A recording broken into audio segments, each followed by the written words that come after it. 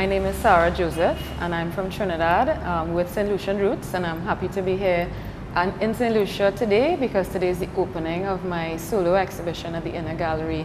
You were telling me a while ago that your first visit to St. Lucia was 1 year ago. Yes, that's right. Why did it take you that long to get to St. Lucia to discover your roots, rediscover your roots? Well, boy, different little things, you know, in terms of like family obligations, work obligations and so.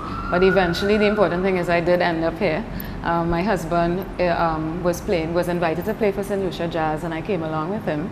And from there, it just developed. I visited the gallery, I spoke to Rachel, and I happened to have been working on an exhibition for Trinidad at the time, and I had some images of that work, and which she saw, and she liked the work, and she then offered me a show here. She said whenever I could put together enough work to have a showing, and then we just started working together and talking back and forth about it, and now, you know, today it's actually come to fruition. So talk us about the connection. What's your connection with St. Lucia? Well, on my father's side, my father's mother, my grandmother, whose name I share, her name is also Sarah, but I guess you would say Sarah. She was born in Bexon, and her mother, my great-grandmother, was born in Soufriere.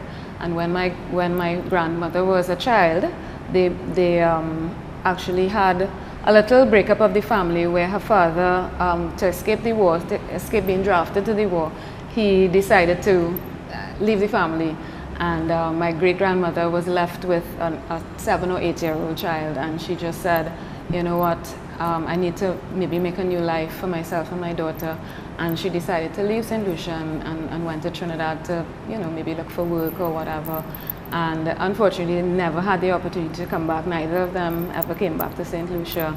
So I feel as if I am the one sort of in spirit bringing them back. Yeah. What inspired you to get into this festival before the exhibition, but what inspired you to get into the arts, into paintings? There's something that has always been a part of me. In high school, the high school that I went to was heavily into the arts, fine arts, drama and that type of thing, and I was also in the drama group, and so I used to paint sets and that type of thing. So I was always interested in the arts. It's something that was very developed, and I did it at exams, I did it at O-levels, A-levels. And then at the end of A-levels, I said, you know, there's only one thing I wanted to do with my life, which was pursue art, and my mom was so supportive. And at that time, I mean, it was 1987, and she said, you know what, I'm going to, you know, sort of, if this is your dream, you go ahead. And I got accepted to Howard University, and I pursued a degree in painting at Howard at that time. You haven't regretted this at all? Not at all. It's something that really feeds my soul. So I really, even if I do another job, which I have done over the years, because, you know, of course, practicality, and, you know, you have to pay your mortgage and so, but at the end of the day, I still always come back to painting, you know. So. Are there any particular themes, messages that some messages that you want to send out through your paintings that dominate most of what you do? Well, for this particular exhibition, and maybe for the last 2 or 3, I think I've been sort of looking into myself a bit more, and they're very introspective themes that are being expressed. So a lot of times I would depict like things like Carnival and Juve, as well as I would just look into myself and say, you know, I'm really feeling this particular emotion, that particular emotion, and I would express that through the art. So I find that, you know, that is what I'm leading, you know, towards right now. And for this exhibition here in St. Lucia, what exactly is it that you wanted to portray here? This is a very emotional experience for me because of the connection that I feel, even though I didn't know my grandmother or great-grandmother, and even though I don't know the family that they left here, I just feel a resonance, and which is the name of the exhibition. And I just decided to call it that because I felt that connection with St. Lucia, and I wanted to bring out things like family. So I did a piece for my grandmother, I did a piece for my great-grandmother, because expressing within me what I thought they might have been going through when they were here, and the different trials that they went through, as well as the things that Trinidad and St. Lucia share, things like Carnival and things like that. So talk to us about the piece, first of all, that you did for your grandmother. That's entitled Bexon Blues, because that's where she was when she had to leave Bexon and travel to Trinidad, and for the last time seeing St. Lucia.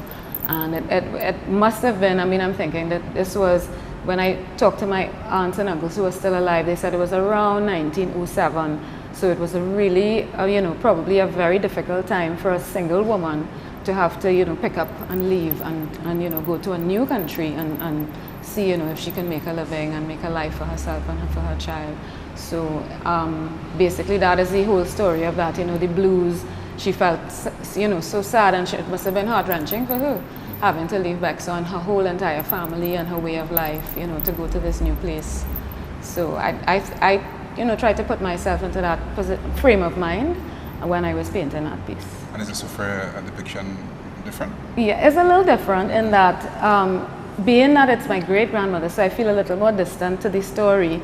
And I don't know much about her. I just know that she was born there and she grew up there. And my interpretation of her life is something that it must have been amazing, because Soufriere is so beautiful. And I just did a skyline, and I interpreted her as being sort of laying along the mountains kind of thing, and the mountains singing to her. So that's why I call that one Song of Soufriere. So it's a really more of an abstract interpretation as opposed to actually what happened, you know, to her. Yes. We noticed as we walk through a particular theme in the colors. Can you explain to us exactly the decision behind that theme? I think as artists, there are kind of maybe periods of color discovery that we go through. And I noticed that over the last few years, I would work with a lot of reds and pinks. And I think that for this exhibition in particular, I worked with a lot of blues and greens, and that is what you're seeing here. And there's no particular spiritual or symbolic significance to it, but it's just that as an artist, sometimes you just like to experiment with color and see how far you can push the color and how far you can push the complementary colors with it, and what effects you get when you add black, when you add white, and that type of thing. So it's just an experimentation, basically, as I develop the themes around the color theory and that type of thing. As we walked through, we noticed we saw Adrian Oje's name in there as well. Yes. Talk to us about the connection. Okay, my husband and Adrian Oje have been collaborating for the past 3 or 4 years. Adrian is an amazing poet, and my husband is a musician, and he asked my husband, Adrian that is, asked my husband to collaborate with him on putting music to some of his poetry. In the last book he did, which was entitled Navel String. So through that I was able to, you know, experience the poetry being brought to life with the addition of the music, and it is so powerful. It really touched me, and I just decided on my own that I was going to attempt an interpretation of one, even without speaking to Adrian. First, he had no idea I was doing this, but the piece was so powerful to me that I just had to do it. And when I eventually showed it to him, happily, it was a good outcome, because he was happy with it, and he even asked me to look at a couple other poems and maybe interpret those as well, which I have done. So I have 3 interpretations here at this exhibition. The other one that jumps out at me, at least I remember, is Juve Fini. Is that possible? Can Juve ever be finished? And Not for me, because yes. Juve is something that I love so much, and it is, you know, a happy thing for me that is one of the things that Trinidad and St. Lucia share, that celebration. I think it's one of the nicest parts of Carnival. And not nice, I mean, maybe nice is the wrong word, but it's the most maybe spiritual parts of Carnival, in that, you know, we're all one. We all, when we put on the mud or the blue paint or whatever it is, and you look out, you just realize that we're all one. And that, for me, it gives me, you know, it raised my pores just talking about it, you know, because to me that is really what it's all about, is humanity.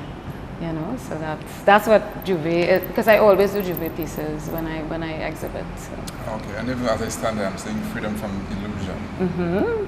Talk to us about the story behind this one. Okay, I have a series that using the inclusion of blacks, whites, grays, different tonal permutations with the blue-green, and these are some of the introspective pieces that I was talking about. Freedom from Illusion is really about being in this world but not being of this world, as you know, that's a cliche that we hear all the time.